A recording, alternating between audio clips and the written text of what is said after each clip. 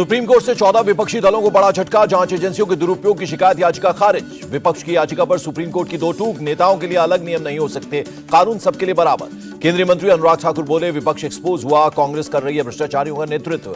ED CBI अपना काम कर रही है, लेकिन विपक्ष खुद को कोर्ट से ऊपर समझता है। बीजेपी नेता गौरव भाटिया का बयान। कल बीजेपी के स्थापना दिवस पर पीएम मोदी करेंगे संबोधित। 14 अप्रैल तक चलेंगे कार्यक्रम। गुलाम नबी आजाद का बड़ा बयान। कहा, राहुल गांधी की वजह से कांग्रेस में नहीं हूं, सोनिया गांधी के हाथ में होता तो मैं यहां नहीं होता। पीएम की तारीफ करने के बाद गुलाम नबी आजाद की कांग्रेस को नसीहत, अपनी गलतियां सुधारें और राष्ट्रीय पार्टी की भूमिका निभाएं। केसी वेणुगोपाल का डायरेक्ट अटैक। कहा, गुलाम नबी आजाद और बीजेपी से स्पष्ट सौदा। बीजेपी की पहली शर्त राहुल का अपमान करना। कांग्रेस नेता हरीश रावत का पलटवार। कहा, गुलाम नबी को यह नहीं भूलना चाहिए कि कांग्रेस के नेतृत्व ने उनको आजाद बनाए रखा। सच में गुलाम बन गए जम्मू कश्मीर के पूर्व सीएम। कांग्रेस नेता पवन खेड़ा का निशाना। केंद्रीय मंत्री ज्योतिरादित्य सिंधिया बोले, राहुल ने अपनी निजी लड़ाई को लोकतांत्रिक लड़ाई बनाया। सिंधिया के बयान पर कांग्रेस का पलटवार। मल्लिकार्जुन खड़गे बोले, कौन किस पर दबाव डाल रहा है देखना चाहिए। कर्नाटक विधानसभा चुनाव में स्टार कैंपेनर होंगे कन्नड़ अभिनेता किच्चा सुदीप। कहा, बीजेपी के लिए प्रचार करूंगा, चुनाव नहीं लड़ूंगा। किच्चा सुदीप के समर्थन में बोले सीएम बसवराज। कहा, बड़े मार्जिन से कर्नाटक में जीतेगी बीजेपी। कन्नड़ अभिनेता किच्चा सुदीप को मिली धमकी। पुलिस ने एफआईआर दर्ज कर आगे की जांच शुरू की। बीजेपी अध्यक्ष जेपी नड्डा से मिले अभिनेता और जनसेना पार्टी प्रमुख पवन कल्याण। राष्ट्रहित में मिलकर काम करने को लेकर हुई चर्चा। दिल्ली में कांग्रेस केंद्रीय चुनाव समिति की बैठक। कर्नाटक विधानसभा चुनाव को लेकर हुआ मंथन। कर्नाटक चुनाव से पहले जेडीएस को झटका। पूर्व सांसद एलआर शिवराम गौड़ा बीजेपी में शामिल। बीजेपी के राष्ट्रीय महासचिव सीटी रवि का दावा, कांग्रेस जेडीएस के कई नेता बीजेपी में हो रहे हैं शामिल, फिर बनेगी बीजेपी की सरकार। तेलंगाना बीजेपी अध्यक्ष बंडी संजय समेत 3 को 19 अप्रैल तक न्यायिक हिरासत में भेजा गया। पेपर लीक मामले में हुई है गिरफ्तारी। संसद भवन में पीएम मोदी के साथ शाह नड्डा की बैठक। बंडी संजय मामले पर किया ब्रीफ। दक्षिण सूडान से आए संसदीय प्रतिनिधिमंडल ने लोकसभा स्पीकर से मुलाकात की। कई मुद्दों पर हुई बातचीत। जम्मू कश्मीर में साल 2020-22 में 185 लोगों ने खरीदी जमीन। गृह राज्य मंत्री नित्यानंद ने संसद में दी जानकारी। भारत के आपत्ति जताने पर नहीं सुधरा चीन। अरुणाचल के नाम बदलने वाले क्षेत्र पर अपनी संप्रभुता का दावा किया। दिल्ली के रामलीला मैदान में बड़ी किसान रैली। एमएसपी गारंटी कानून, निजीकरण बंद को लेकर जुटे 22 राज्यों के किसान और मजदूर। महाराष्ट्र की बीमा स्कीम पर कर्नाटक सीएम ने जताया एतराज। कहा, गृह मंत्री के सामने हुए समझौते का उल्लंघन। बेमौसम बारिश को महाराष्ट्र सरकार ने प्राकृतिक आपदा घोषित किया। कैबिनेट में रखा प्रस्ताव। 9 अप्रैल को महाराष्ट्र के सीएम एकनाथ शिंदे अयोध्या जाएंगे। सांसदों और विधायकों के साथ रामलला के करेंगे दर्शन।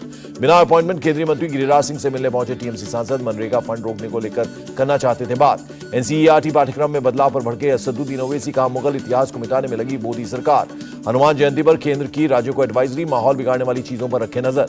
गृह मंत्रालय ने राज्यों और सरकारों से कानून और व्यवस्था बनाए रखने को कहा। हनुमान जयंती शांति के माहौल में हो। बंगाल हिंसा को लेकर कलकत्ता हाईकोर्ट सख्त। हनुमान जयंती पर सुरक्षा कड़ी करने के दिए निर्देश। कहा, जरूरत पड़ने पर केंद्रीय बलों की भी हो तैनाती। हनुमान जयंती से पहले सीएम ममता बनर्जी ने की शांति की अपील। कहा, धर्म एक निजी मामला, त्योहार सभी के लिए होते हैं। दिल्ली में हनुमान जयंती से पहले विश्व हिंदू परिषद ने निकाली शोभा यात्रा।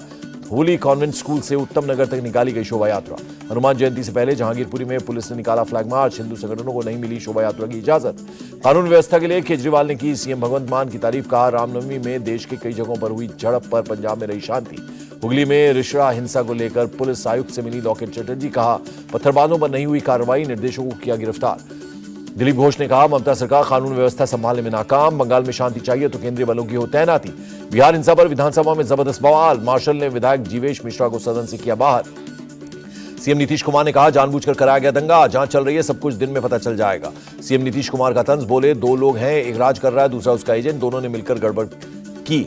हिंसा पर सवालों का जवाब देने की बजाय हमें एजेंट बता रहे हैं नीतीश कुमार। असदुद्दीन ओवैसी का निशाना। तमिलनाडु से लड़ाने में रहे नाकाम तो कराया दंगा। डिप्टी सीएम तेजस्वी यादव का बयान। पटना में बोली राबड़ी देवी, बीजेपी के लोग कराते हैं दंगा, जांच के बाद सच सामने आएगा। बिहार की डीजीपी ने सासाराम में हिंसा प्रभावित इलाकों का दौरा किया। अब तक 57 लोगों की हुई है गिरफ्तारी। सासाराम हिंसा में घायल एक युवक की मौत। वाराणसी में इलाज के दौरान मौत हो गई।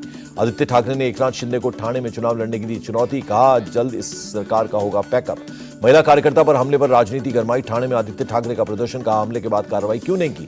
मुलायम सिंह यादव मरणोपरांत पद्म विभूषण से सम्मानित। अखिलेश यादव ने लिया सम्मान। नाटू नाटू गाने के संगीतकार MM किरवानी पद्मश्री से सम्मानित। उस्ताद अहमद हुसैन और उस्ताद मोहम्मद हुसैन को भी पद्मश्री से नवाजा गया। आचार्य डॉक्टर सुकामा देवी और प्रेमजीत बारिया को राष्ट्रपति ने पद्मश्री से सम्मानित किया।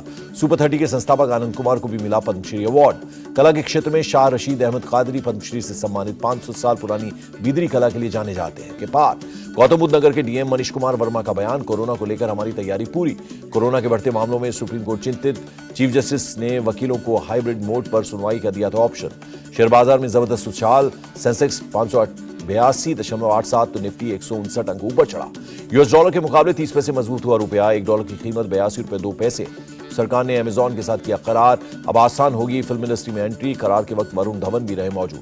यशराज फिल्म बना सकता है फिल्म वॉर का sequel. RRR star junior NTR आ सकते हैं नजर। और एंजियोप्लास्टी के 36 दिन बाद वर्कआउट करती नजर आई सुष्मिता सेन, बेटी के साथ आई नजर।